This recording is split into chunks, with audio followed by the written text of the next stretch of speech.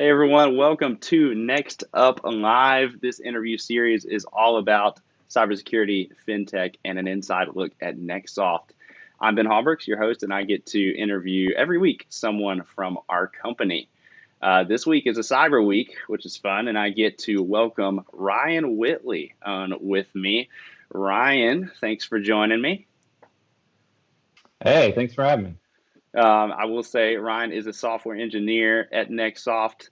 He's been with us for over a year and has been working on some really neat projects. And we're going to talk about one of those this morning that has to do with smishing. And I just love saying that word. Smishing is a fun word to say, and it's a little difficult, but it's one of those words. If you say it 5 times fast, you probably just end up just just falling over yourself. But anyway, Ryan, I want to talk about smishing this morning, and thanks for your time.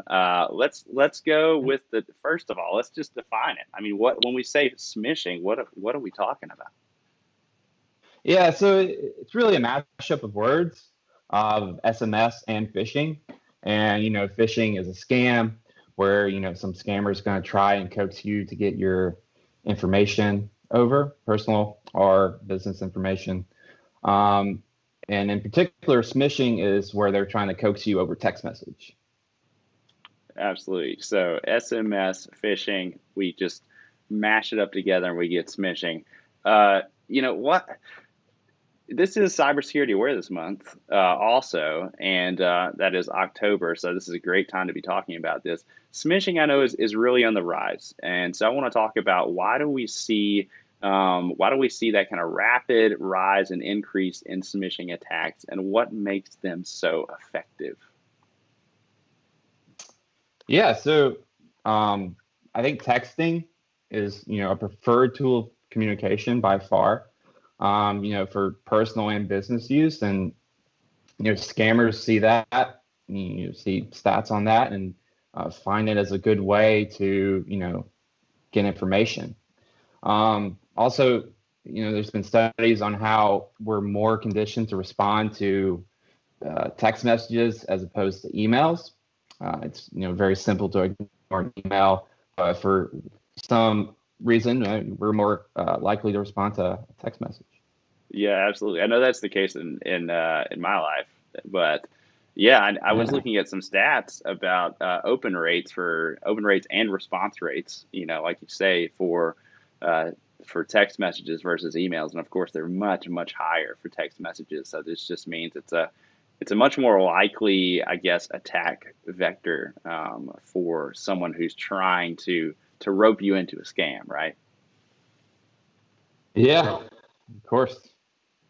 Um, what what are some? I mean, other than obviously the popularity and the just preferred method of communication for texting, what about a smishing attack makes it maybe tougher for a consumer to detect? Why does it kind of get under the radar sometimes?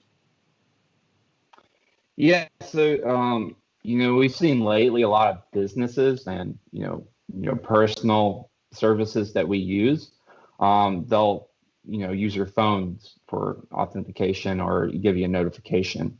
So it's scammers know that, and they will try to spoof you by sending you something that your bank or an particular app you use that's trying to send you notification to sign in or something like that.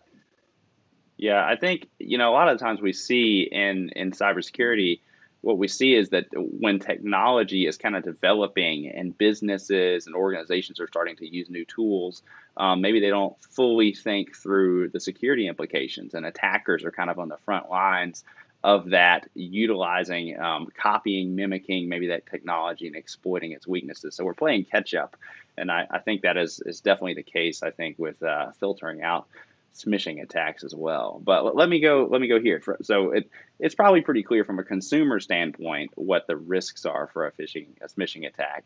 But what about businesses? What are the business risks of a smishing attack?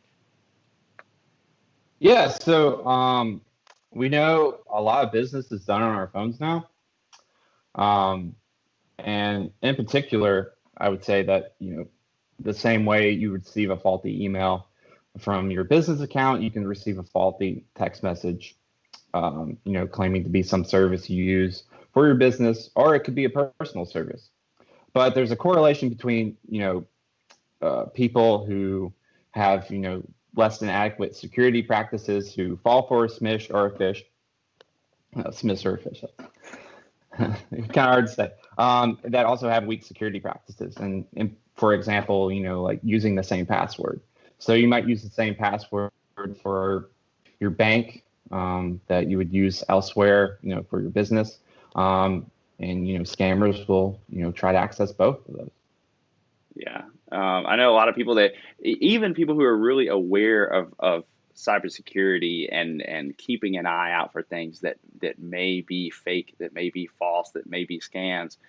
We tend to maybe have our guard up more when it comes to a desktop or a laptop. But when it comes to something like this, when it comes to our phone, suddenly we're not as guarded. And businesses really need to take that seriously because, like you said, so much business is now done via our mobile phones. Yeah, and I think it'll continue to increase too, wherein we'll start seeing more sophisticated types of software, that require access through our phones. A lot of ATMs now are actually cardless too, and you get access through your phone. And I think there was one breach in Ohio where a bank was a part of a smishing scam that I think cost like 200 clients some of their money. Wow. Yeah, so this stuff is real. You and I were talking about this before we actually went live, but you were saying, especially in post or during pandemic time, so many businesses are trying to adapt to kind of this changing landscape, and you might be on talking to a business chatbot for an airline, and giving them information to try to figure out flights or information, and that could easily be something that a hacker could exploit if they wanted to. Yeah, and I think it will get more sophisticated over time, to where you think you're chatting with a flight representative, but you're actually chatting with somebody who's trying to scam you into coaxing your information over. And you may carry on a conversation with them, and at the very end, they'll send you a link and just try to get your information. Yeah. So obviously, this is a big threat, it's a developing threat, like you said. We got to be on guard for it. So you have been building a feature within Threat Advice, within our cybersecurity training and awareness program at NXTsoft. Tell me a little bit about that. Tell us what is the feature and how's it work? Yeah, so it's called Smishing simulation, and where users can sign up and for their company and sign on employees to the simulation, and we'll send out text messages to their employees, playing the role of a scammer, and we'll try to coax them into clicking a link and also giving up their credentials if possible. No real threat to the user at all, but it's more about gaining awareness and also giving them an experience on what a smish could look like.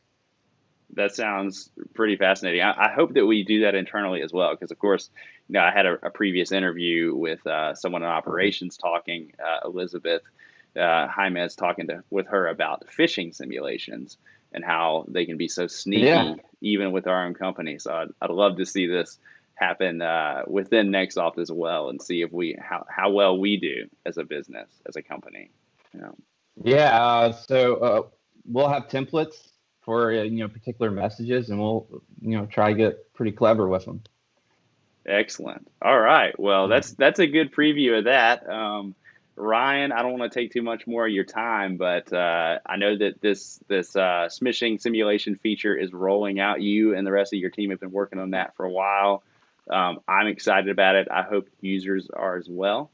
And if you want to learn more about it, we'll probably stick a link down in the description, or drop us a comment, and we'll send you more information about the Threat Advice smishing simulation feature. So, Ryan, thanks again for joining me.